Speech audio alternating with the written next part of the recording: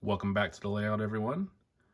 Today's video is the layout update for February and March. A little bit late on this one, but kind of go over everything that's going on with the layout. So for last month, I talked about how I needed to change out these two turnouts as they were giving me some trouble.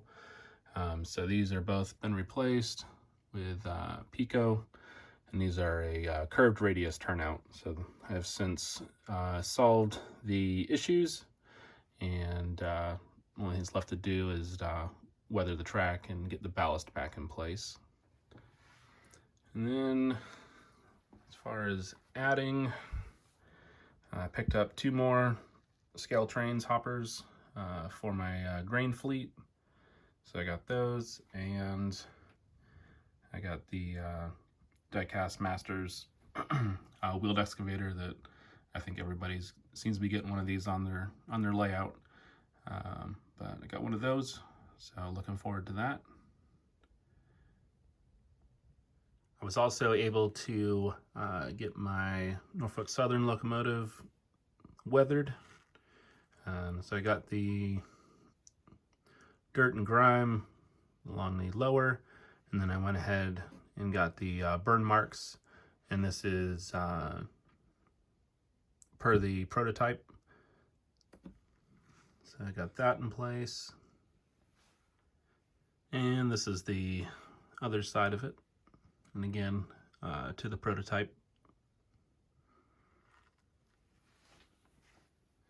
I have not spent too much time working on the main part of the layout because I've put up a couple videos so far.